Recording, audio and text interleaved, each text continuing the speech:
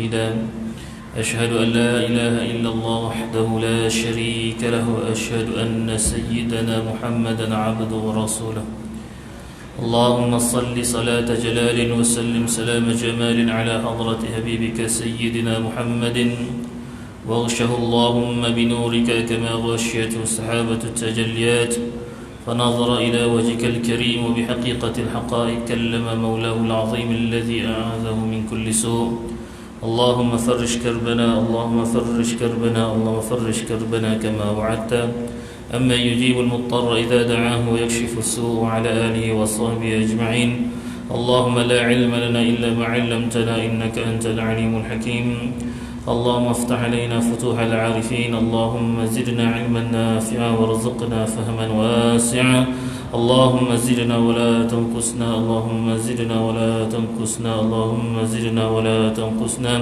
اللهم أرنا الحق حقا وارزقنا اتباعه وارنا الباطل باطلا وارزقنا اجتنابه آمين أما بعد.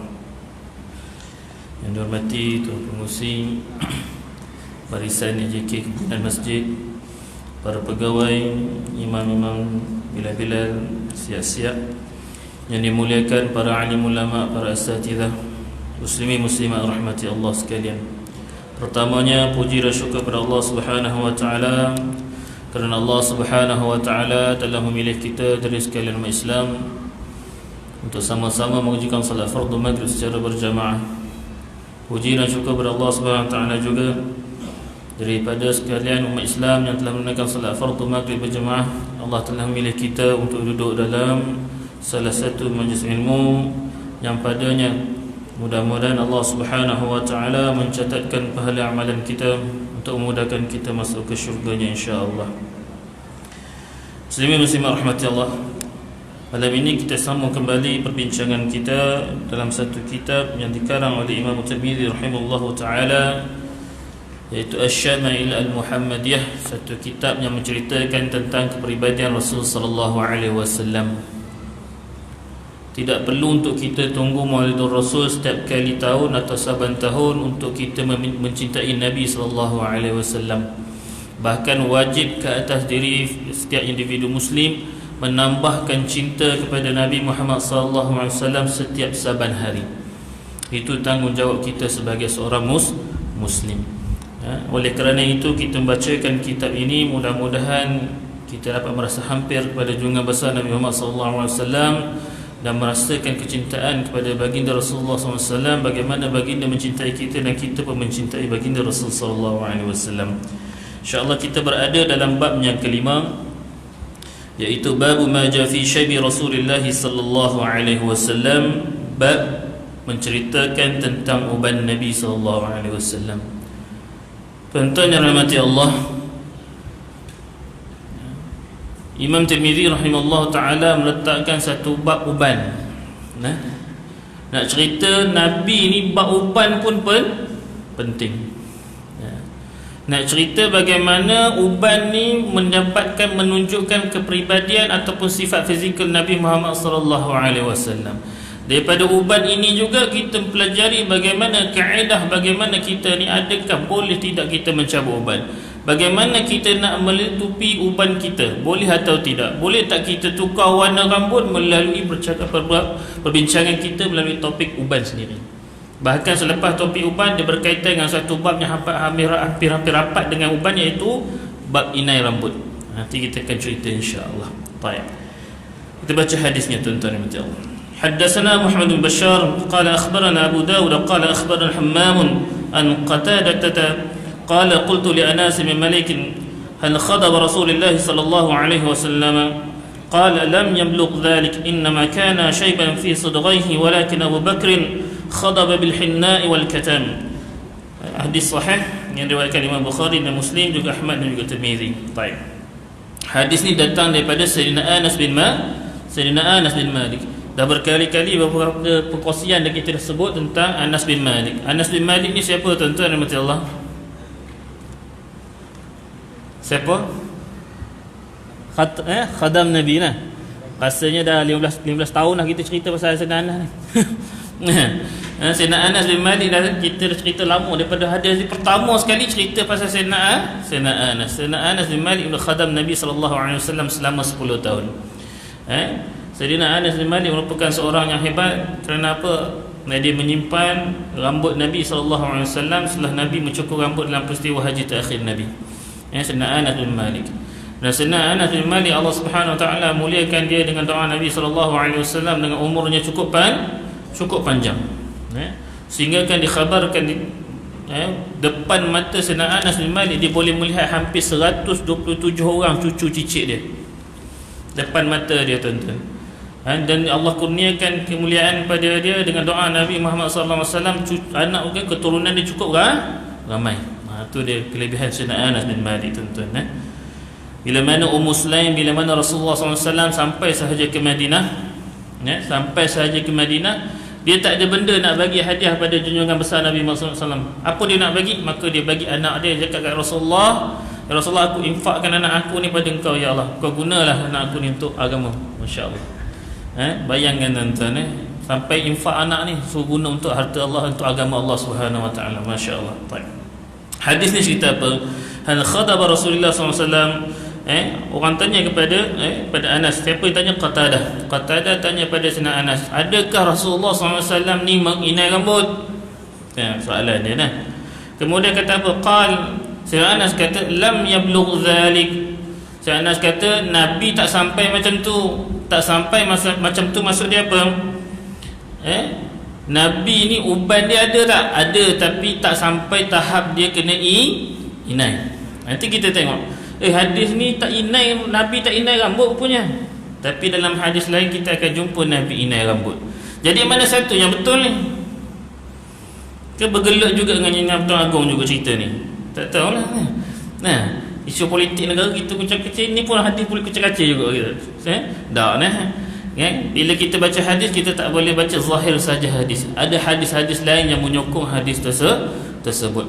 Contoh hadis ini mengatakan Nabi tak inai rambut, tapi hadis yang lain Nabi inai rambut. Kenapa? Peristiwa yang berlaku hadis ini nak cerita ini pada awal ketika mana Nabi belum ubannya cukup banyak.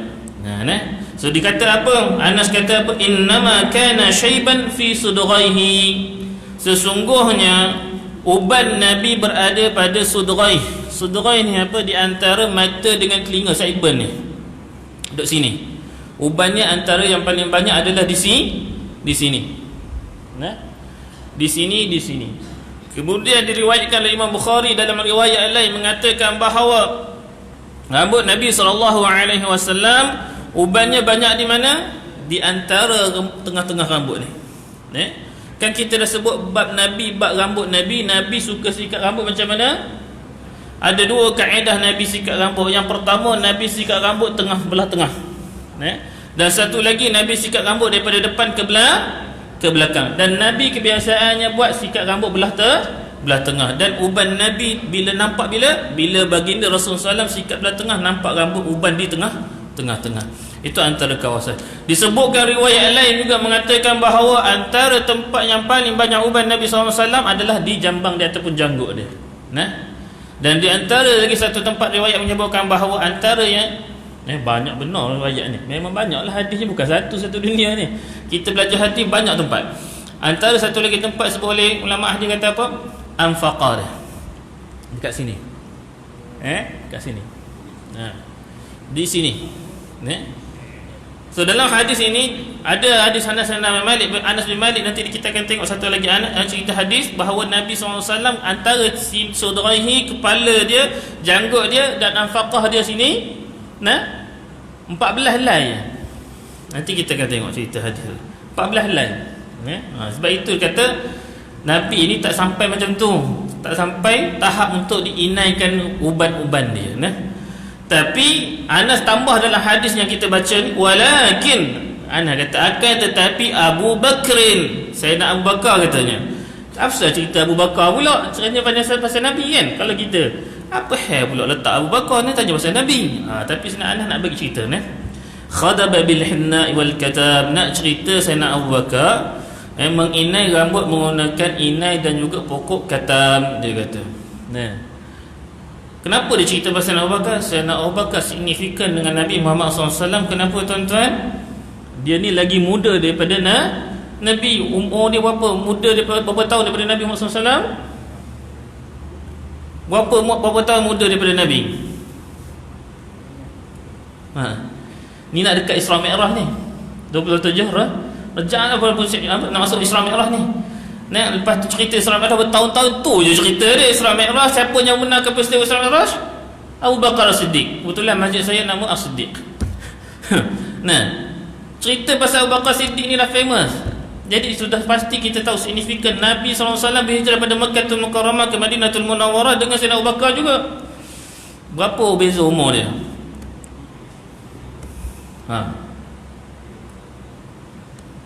Ada jawapannya? Jawapannya kita nantikan selepas ni. Jawapannya 2 tahun tuan-tuan. Jawapannya 2 tahun. Beza dia 2 tahun dengan Sayyidina Abu Bakar. Jadi Rasulullah lebih tua 2 tahun. Jadi nak cerita umur lebih kurang begitu, tapi uban dia lagi banyak daripada Sayyidina Rasulullah SAW. Umur dia uban dia lagi banyak. Tu dia. Sayyidina Anas nak kata walaupun Sayyidina Abu Bakar ni muda lagi daripada Nabi, tapi uban lagi banyak daripada Nabi. Nak cerita. So ketika itu dalam hadis ni dia ada kaitan dengan hadis yang 14. Makna cerita ketika itu umur Nabi belum sampai lagi 60 tahun. Makna lebih kurang 53, 54 itu. Masa ketika itu Nabi baru sampai saja di Madinatul Munawwarah. Apa lagi kita tahu? Disebutkan juga daripada riwayat daripada Sayyidina Anas juga menceritakan bahawa dalam riwayat yang lain daripada Sayyidina Anas bin Malik mengatakan bahawa uban Nabi SAW 20 helai. 20 helai. So jadi mana satu kita nak guna? Kejap 14, kejap 20. Kena mesyuarat tergempar malam ni.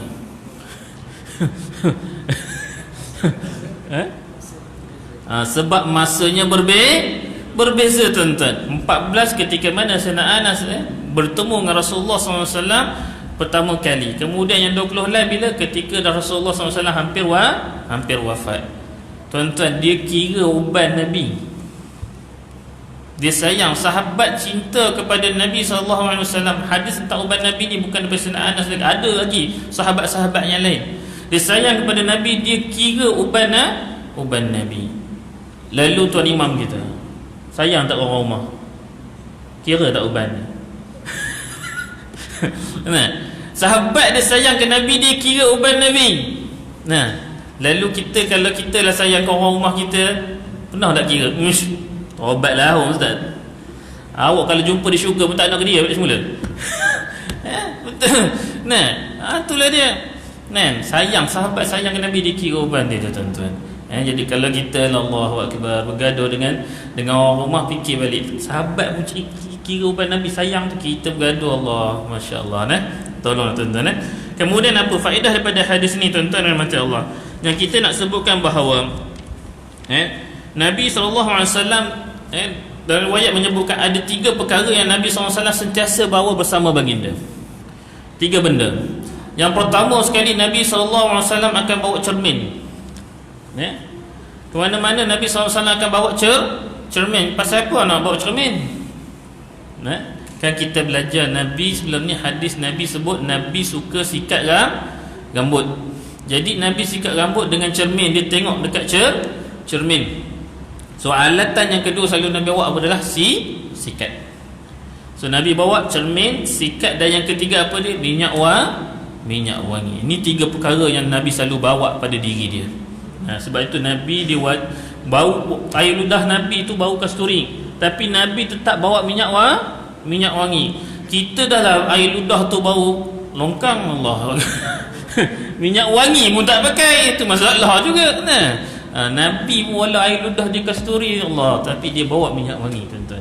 Itu kehebatan Rasulullah sallallahu alaihi wasallam. Dia juga sebutkan istifadah daripada hadis ni melalui mazhab kita fiqh Syafi'i, makruh untuk kita cabut uban. Makruh untuk kita cabut uban melalui mazhab kita fiqh Syafi'i. Kata daripada Ibn Imam rahimahullah taala dalam kitab dia Majmu' Syarah Muhadzab mengatakan bahawa makruh. Ada hadis Nabi yang sahih mengatakan bahawa makruh untuk kita cabut uban. Sebab apa cabut uban ni makruh, tuan-tuan rahmati Allah? Nabi sebut dalam dalil lain mengatakan bahawa uban yang berada di kepala kita ini, dari hadis riwayat Tirmizi mengatakan apa mafhum dia? Mengatakan bahawa uban yang akan kita cabut, yang kita ada di kepala ni akan bercahaya di hari kiamat. Uban yang ni akan bercahaya di hari kiamat, hadis riwayat Tirmizi. Maksud jangan cabutlah. Jangan cabut. Melainkan kalau mudarat. Mudarat tu lain cerita. Ke mudarat mesti kalau cabut uban ni. Rasa kalau tak cabut ni gatal tu sampai nak cabut kepala, rasa nak potong je kepala. Tu time tu boleh lah ni tak tu Kemudian juga disebutkan buat apa dalam bab uban ini, tuan-tuan rahmati Allah, nak mewarnakan uban mestilah, ni sunnah Nabi Nabi dulu mewarnakan rambut ataupun warnakan uban ni ketika musim peperangan. Musim berperang. Lah ni tak perang. Tak perang. Walaupun perang tengok ni. Semua malam ni kena uban pasal perang ni. Uban ni Nabi kenapa pakai inai ketika nak berperang? Sebab nak nampak muda. Nak nampak muda. Pergi berperang ketika itu pakai inai. Dan disebutkan apa bila Nabi pakai inai itu tadi, sebab itu bila masa Nabi SAW masuk kota Mekah, Nabi berpakaian dalam keadaan rambutnya diikat tocang. Kita dah sebut dah. Nabi ada 4 tocang di kepalanya bila masuk Fathul Mekah. Masuk ke Mekah dengan keadaan maknanya Nabi SAW berinai dan juga dia pakai 4 tocang. Sebab apa? Nak tunjuk dia muda dan gagah perkasa. Tak ada masalah. Tapi zaman sekarang boleh atau tidak boleh? Kata ulama' digalakkan untuk orang yang uban banyak, barulah dia digalakkan berinai rambut. Kalau 1-2 helai pun boleh dihitung dengan jari, boleh dihitung, boleh dikira uban kita itu, tidaklah dikatakan ulama' boleh pakai inai lagi pada rambut ataupun uban kita. Kalau kata boleh kira, baru boleh kita digalakkan ulama' kata pakailah inai. Kemudian dalam bab inai, tuan-tuan rahmati Allah, nanti kita akan masuk juga bicara inai ini. Hendaklah kita tidak warnakan dia dengan warna hitam. Tak boleh kita pakai inai warna hitam, iaitu kita nak warnakan rambut kita yang putih kembali warna hitam. Tak boleh. Dalam mazhab Syafi'i tak boleh. Jadi warna apa? Warna yang dibenarkan oleh syarak adalah warna bagaimana warna inai dan juga katam tadi. Kalau nak warna biru boleh ustaz? Boleh belah. Kenapa boleh belah? Pasal asal rambut manusia ada tak atas dunia yang lahir rambut biru? Tak ada kan? Kalau tak ada lahir daripada, keluar daripada fitrah manusia rambut warna biru. Sayang ke warna hijau pula? Boleh tak? Saya nak pakai warna hijau lah ustaz. Tengok balik asal manusia. Ada tak manusia lahir keluar warna hijau rambut? Lepas tu dia marah, mak kau hijau. Sudah. Tak ada. Jadi asalnya, jadi ulama kata nak pakai warna yang mana selagi mana tidak melanggar fitrah manusia dan juga tidak menyerupai kaum lain. Itu kena faham lah. Maknanya tak adalah rambut ni rambut hijau, merah. Tapi inai dan katam ini rambut dia akan jadi merah-merah kekuningan kalau kita buat. Dan Nabi nanti lambat inai kita akan tengok inai Nabi warna apa sebenarnya. Nanti kita akan tengok dah. Baik. Seterusnya, hadis seterusnya, haddatsana Ishaq bin Mansur wa Yahya bin Musa qala haddatsana Abdul Razzaq an Ma'mar an Thabit an Anas qala ma 'adadtu fi ra'si Rasulillah sallallahu alaihi wasallam wa lihyatihi illa 14 sya'ratan bayda. Ini hadis yang kita dah sebutkan tadi. Tidaklah aku mengira pada kepala Nabi SAW dan juga janggut ataupun jambang dia melainkan 14 helai. Kita dah sebut tadi. Jadi hadis ni ketika mana pertama kali Sayyidina Anas bin Malik berjumpa dengan Rasulullah SAW, dia kira 14 helai ada pada kepala Nabi SAW. حدثنا محمد المثنى قال أخبرنا أبو داود قال حدثنا شعبة عن سماك بن حرب قال سمعت جابر بن سمرة وقد سئل عن شيب رسول الله صلى الله عليه وسلم فقال كان إذا دهن رأسه لم يرى منه شيب وإذا لم يدهن رؤيا منه. Hadis sahih yang diriwayatkan Imam Muslim, Ahmad dan juga Nasa'i. Hadis yang diriwayatkan daripada Jabir bin Samurah.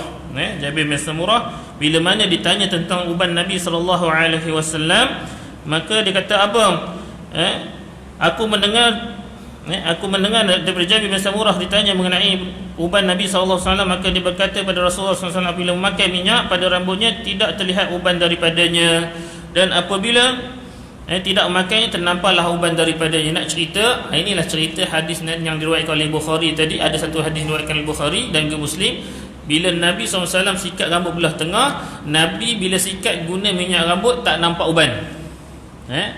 Tapi bila mana Nabi tak sikat rambut, dia sikat juga tak guna minyak rambut, nampak uban di tengah-tengah kepala. Dan kita dah sebut Nabi SAW bila menggunakan minyak rambut, guna minyak apa?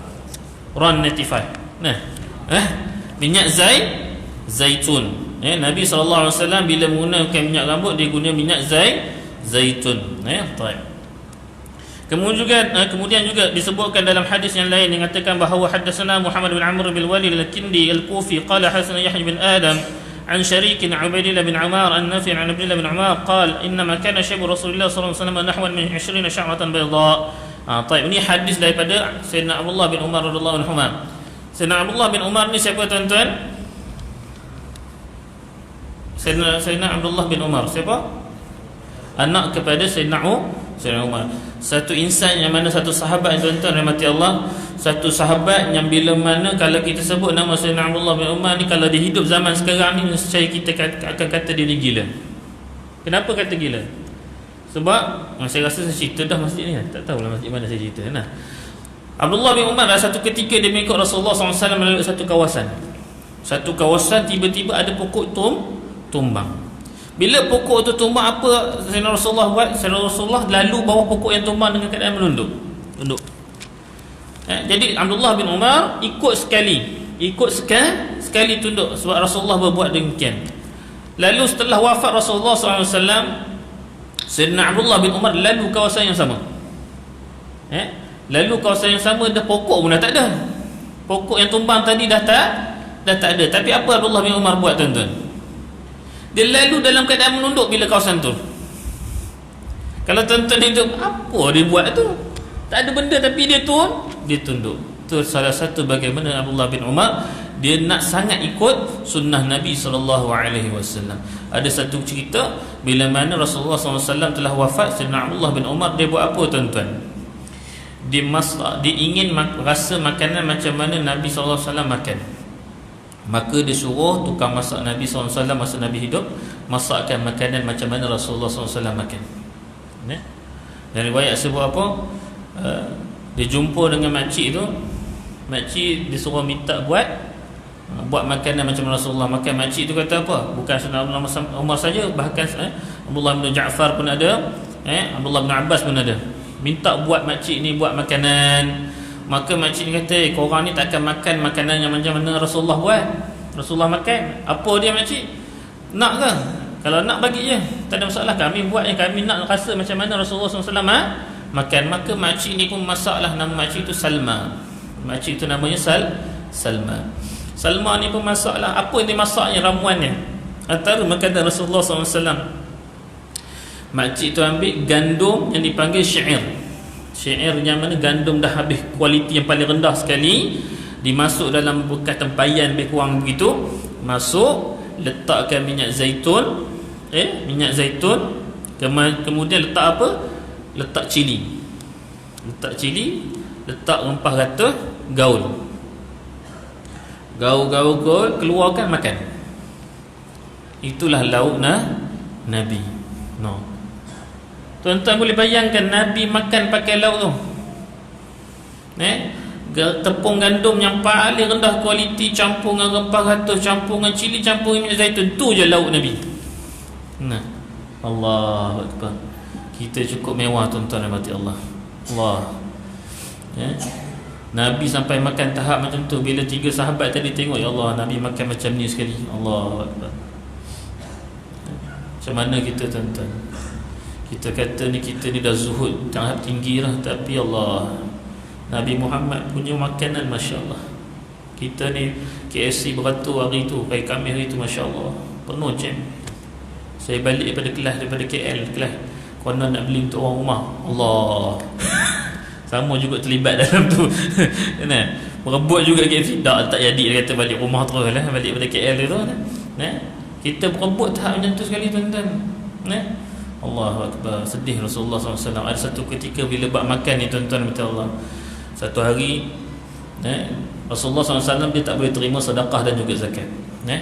Rasulullah SAW dia tak boleh terima sedekah dan juga zakat. Ahli bait Rasulullah SAW tak boleh terima sedekah dan zakat, tapi mereka boleh terima hadiah. Satu hari Nabi SAW lapar waktu pagi. Dia tanya pada Sayyidatina Aisyah, "Wahai Aisyah, ada tak apa-apa nak makan ni?" Tanya Aisyah, ada tak apa-apa nak makan? Aisyah kata, tak ada apa-apa Rasulullah. Tak apalah, kita puasa lah. Puasa Nabi dengan Aisyah, puasa. Habis je zuhur, Nabi tanya lagi pada Aisyah, "Aisyah, ada tak makanan?" Kan Nabi kata tak apalah kita puasa, tapi Nabi lah lapar tuan-tuan. Dia tanya pada Aisyah, "Aisyah, ada tak makanan?" Dia kata, "Alhamdulillah Rasulullah, ada tadi orang bagi hadiah pada kita, kita makan." Rasulullah tadi kata apa? "Alhamdulillah, tak apa, aku buka puasa sekarang." So jadi pada hadis tadi yang puasa ni, inilah hadis yang menceritakan bahawa kalau kita puasa sunat, walaupun kita dah lepas main zuhur, kita boleh buka puasa dan tak diwajibkan qada, sebab kita puasa sunat. Sampai macam tu tahapnya Nabi SAW, tuan-tuan dan Allah. Lapar Nabi Allahu Akbar.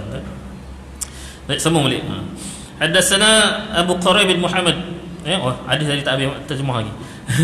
Innama kana syaibu Rasulullah SAW, sesungguhnya uban Nabi SAW sekitar 20 helai, kata Abdullah bin Umar. 20 helai. Ini hadis yang sama disebut oleh Sayyidina Anas bin Malik, kata 20 helai. Ini pun sama, Abdullah bin Umar kata hadis ini kata 20 helai uban Nabi bila Nabi hampir-hampir dekat dengan wafat Nabi SAW. حدثنا أبو كريب محمد بن العلاء قال حدثنا معاوية بن هشام عن شيبان عن أبي إسحاق عن مكرمة عن ابن عباس قال أبو بكر رضي الله عنه يا رسول الله قد شبت قال شبيتني هود والواقعة والمرسلة عما يتساءل وإذا الشمس كورت رواه الترمذي قال الحاكم صحيح على شرط البخاري ووافقه الذهبي. طيب, hadis ni riwayatkan daripada Ibn Abbas. Hadis ni kalau tuan-tuan tengok daripada bab perawinya, salah seorang perawinya Abu Quraibin. Dalam hadis ni ada seorang perawi nama dia Abu Quraibin. Abu Quraibin ni guru kepada semua imam Sunan Sittah, iaitu Imam Bukhari, Muslim, Ibnu Majah, Nasa'i, apa lagi, Imam Tirmizi, lagi satu siapa? Ad-Darimi. Sunan Sittah ini semua guru dia yang 6 ni, salah satu orang ni Abu Quraibin. Nama Abu Quraibin apa? Muhammad bin Al-Ala. Muhammad bin Al-Ala. Nama guru kepada imam-imam kutub Sittah. Hadis riwayat daripada Ibnu Abbas. Ibnu Abbas ni siapa tuan-tuan?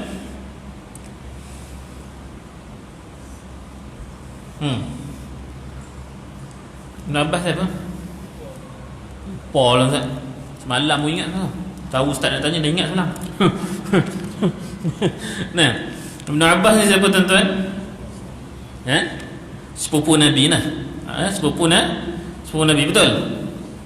Abdullah bin Abbas bin Abdul Muttalib. Betul Jadi ini sepupu Nabi sallallahu alaihi wasallam. Abdullah bin Abbas. Dan kalau kita pergi makam dia di mana tuan-tuan? Di Taif. Di Taif kalau kita pergi umrah tu, kita pergi pekan Taif, kita pergi ziarah ke makam Abdullah bin Abbas. Dan di makam tu juga dimakamkan seorang ulama tanah Melayu, nama dia apa? Syekh Ahmad Al-Fatani. Syekh Ahmad Al-Fatani dimakamkan di sebelah makam Sayyidina Abdullah bin Abbas di Taif. Makam tu tak nampak tuan-tuan, dia tutup. Makam tu tak boleh masuk, tak nampak.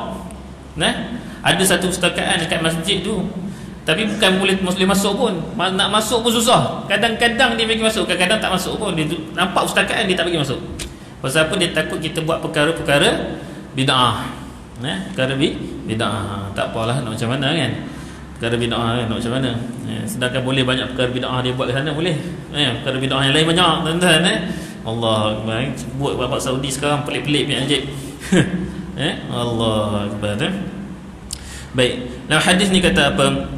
Qala Abu Bakar, Abu Bakar berkata, "Ya Rasulullah, wahai Rasulullah, qad shibta, telah beruban kau ya Rasulullah." Abu Bakar cakap kepada Rasulullah, "Ya Rasulullah, engkau beruban ni." Dalam bahasa kita lah. Nabi kata apa? Qala syabbaitani, dia kata aku ni telah beruban sebab kenapa? Aku baca surah Hud, dia kata.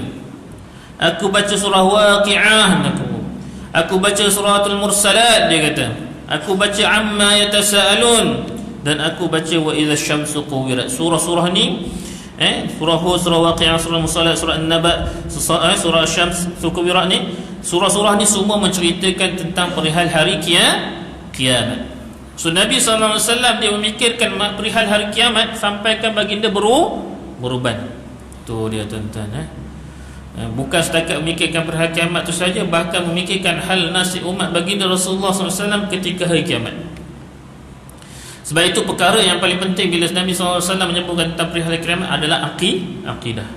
Kalau kita ada akidah yang salim, akidah yang betul, akidah yang tepat, bertepatan dengan Ahlussunnah wal Jamaah, itulah akidah yang akan bawa kita dan adalah landasan yang betul di akhirat nanti. Sedangkan hadis Nabi SAW, ada sebagian ulama kata hadis dhaif, tapi kita dapat mengatakan bahawa Nabi SAW meriwayatkan ada 73 golongan yang mana di akhirat nanti yaumul mahsyar akan bukan satu golongan sahaja yang akan masuk ke syurga Allah Subhanahu wa taala. Mudah-mudahan kita digolongkan dalam satu golongan tersebut tuan-tuan, insya-Allah. Atau usaha kita datang untuk hadir dalam majlis ilmu, mudah-mudahan dengan hasil usaha kita datang majlis ilmu ni, kita duduk dengan majlis ilmu, Allah catatkan pahala dan kita lah tergolong satu golongan tu, mudah-mudahan insya-Allah. Dan mudah-mudahan kita dapat menegakkan akidah Ahlussunnah wal Jamaah yang sebenar-benarnya. Kita risau tuan-tuan. Kita kata kita ni ahli akidah Ahlussunnah wal Jamaah, tapi rupanya kita pun hawal ghanah. Kita risau tuan-tuan. Duk cerita dia ni akidah paling betul lah, akidah paling betul. Kan kita tengok ada satu ustaz tu yang tengah famous tu. Ustaz yang ni tak boleh masuk, dia tak boleh masuk Perak ustaz ni. Tapi dia cerita bab akidah banyak lah dengan tasawuf. Ustaz ni. Ustaz ni famous kat YouTube, ada 33,000 orang, dekat 30 orang, 30,000 orang juga followers dia. Dia cerita pasal ilmu laduni tuan-tuan. Dia kata apa? Saya ada ilmu laduni yang saya warisi daripada saya, ilmu laduni juga. Tuan-tuan, ilmu laduni ni senang nak dapat. Kalau buat cerita tasawuf tuan-tuan, ilmu laduni tinggi ni. Nabi Musa dengan Nabi Khidir, kisah ilmu laduni ni. Tutup dia kata dia ada ilmu laduni. Tu satu hal. Sehingga kan keliru di mana satu zat, mana satu sifat. Tuan-tuan, bayangkan kalau kita nak kenal Allah, nak tahu Allah ni cantik, dia kata apa tuan-tuan? Dia tunjukkan bahawa seorang perempuan yang tak pakai tudung dekat seorang pengikut dia. Orang dia tanya macam mana rupa Allah? Okey, nak tahu rupa Allah, dia buka handset dia tunjukkan bahawa seorang perempuan yang cantik tak pakai tudung. Dia tunjuk, cantik tak perempuan ni? Macam tu lah Allah cantik. Tuan-tuan, cantik Allah ni kita boleh tengok ke? Tak boleh tuan-tuan. Dia kata perempuan yang cantik tadi tak tutup aurat tadi ni cantik, dia kata. Itulah cantiknya Allah. Allahu Akbar. Menyamakan kecantikan Allah dengan kecantikan makhluk. Dah lah tak tutup aurat satu tunjuk pula. Lepas tu keluar pula hukum fiqh kata apa? Bagi salam assalamualaikum warahmatullah. Kalau warahmatullah tu yang warahmatu tu ta tu tukar dengan ta, batal solat.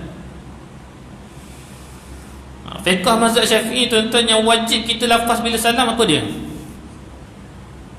Katalah Tok Imam sekejap lagi assalamualaikum, kita pun makmum terkejut. Tok Imam salah tu, siapa yang batal? Makmum lah yang batal. Pasal apa? Sah tak imam tadi? Sah. Dalam fiqh mazhab Syafi'i yang wajib kita sebut bila salam assalamualaikum. Tapi tu ustaz ni kata sebabkan tadi imam tadi assalamualaikum warahmatullah, dia kata tak tu tukar dengan ta, batal solat. Apa nak batal yang wajib dah lepas? Tu fiqh tu tak lepas lagi tuan-tuan. Lepas tu dia duduk kata kalau kita ada air manis, yang mana satu manis, yang mana satu ni, dia kata nak air manis tu sifat ke zat tuan-tuan? Air tu, air sirap contohnya, kat mana manis? Manis tu sifat ke zat? Sifat dia betul. Sifat air tu manis. Dia boleh kata yang manis tu zat. Kan sesat tu ustaz tu. Tuan-tuan berkata, lepas tu dia mula-mula dulu dia berkawan rapat dengan seorang lagi sesat. Siapa? Lepat. Habis dia pun lipat orang sekali. Lepat dan lipat. Bukan lepat pisang tuan-tuan, bukan lepat ubi. Nama dia Lepat, orang panggil Ismail Arifin Lepat. Ni pun sesat bin ajaib juga. Kenapa tuan-tuan? Kalau tuan-tuan saya angkat tanganlah kat sini, siapa semayang yang maghrib tadi khusyuk? Angkat tangan. Tuan-tuan, kalau kata Ismail Rafat kata apa? Kalau kita tak sampai tahap khusyuk, tak payah solat. Tak wajib solat kalau kita tak khusyuk. Wah. Tuan-tuan macam mana? Lepas ni habis kosong masjid Bandayu ni. Pasal ramai tak khusyuk. Tok imam tak ada tu.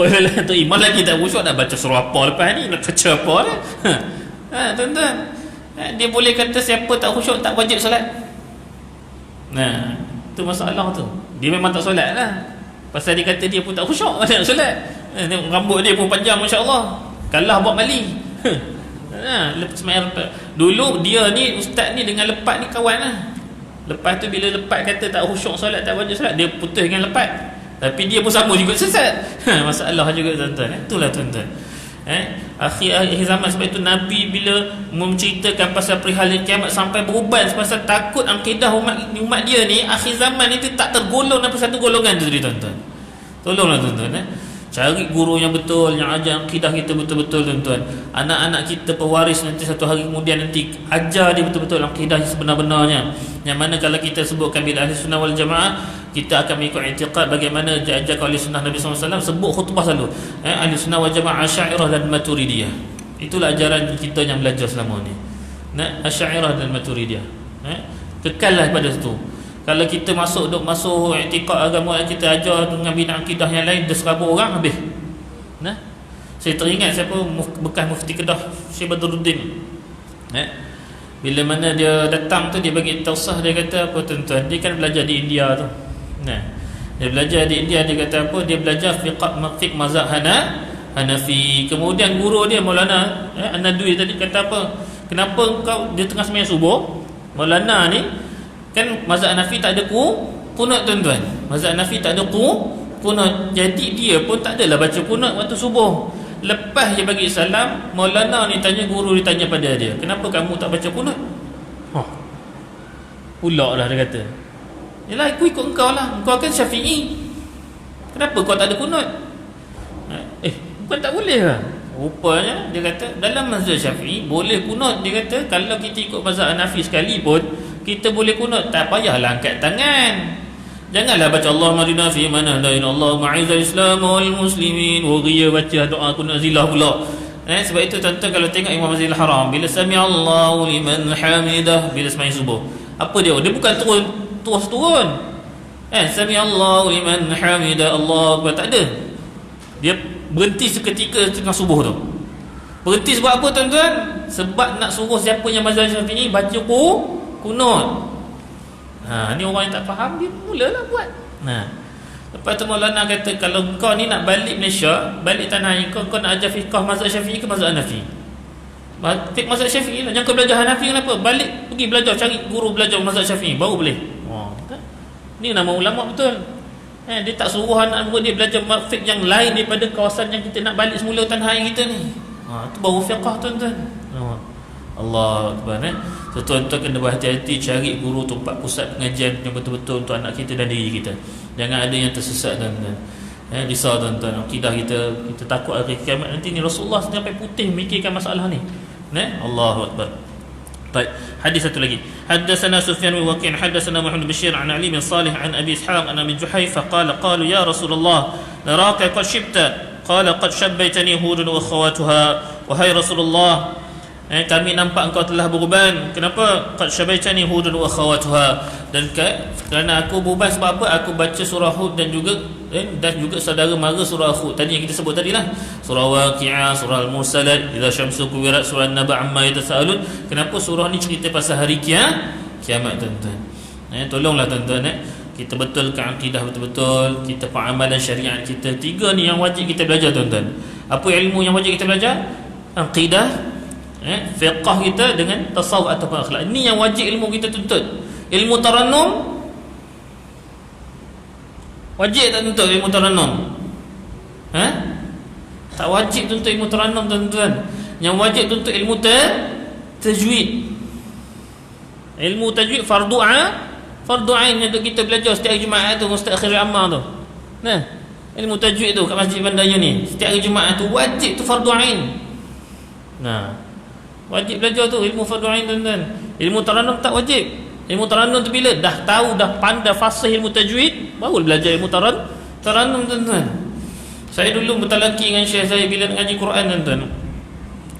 Saya mengaji kita orang Melayu kan, lagu sikit lah kan. Dia kata ni bid'ah, dia kata. Kena terus bid'ah, tuan-tuan, ngaji Tarannum sikit. Mula konon nak mula dengan Qarah dengan Bayati beria-ria. Kita pun mulalah bid'ah. Terus bid'ah tu. Tuan-tuan, syekh saya kalau dia baca Quran dia tak baca macam kita baca. Kita suruh jadi imam, dia bacalah Bismillahirrahmanirrahim. Baca imam gitu. Kalau tuan-tuan kalau dapat imam tu baca surah Baqarah macam tu tarawih, confirm lah. Tinggal imamnya seorang. Betul tuan-tuan. Betul. Tapi syekh tadi bila saya tanya syekh pandai ke Tarannum ni? Dia kata, nak dengar Tarannum, dia buat lah. Dia pakar Tarannum buat rupanya dia, syekh tu. Saya terkejut. Tapi kenapa syekh bila jadi imam tak baca Tarannum? Nak belajar tajwid kan belajar Tarannum. Yang mana aulad? Yang fardu mana? Tajwid, dia kata. Kalau tajwid Tarannum bid'ah. Dia kata senang, bid'ah bukan apa, dia kata Tarannum. Yang bid'ah tu bila orang Tarannum dia tak ikut tajwid.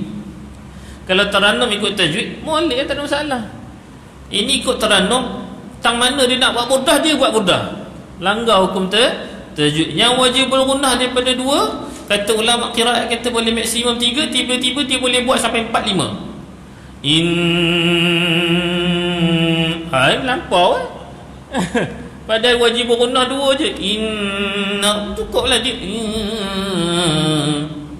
Lepas tu kalau kita belajar lagi dalam bab qiraat, tuan-tuan, ada satu kitab tentang bid'ah-bid'ah yang berlaku dalam Quran. Satu lagi tar'id yang kita baca, Alhamdulillahi Rabbil Alamin. Bid'ah. Tu dia. Habis kalau kita duk kata belajar bab kitab tu, habis semua bid'ah, tuan-tuan. Tapi itulah dia kata, kalau kita belajar tajwid tadi, Tarannum tadi, salah kaedah dia jadi bid'ah lah. Tu je kaedah dia. Nak Tarannum tapi kena ikut kaedah tajwid yang sebenar-benarnya. Wallahu a'lam. Itu sebut sedikitlah tuan-tuan apa yang kita nak sebut malam ni.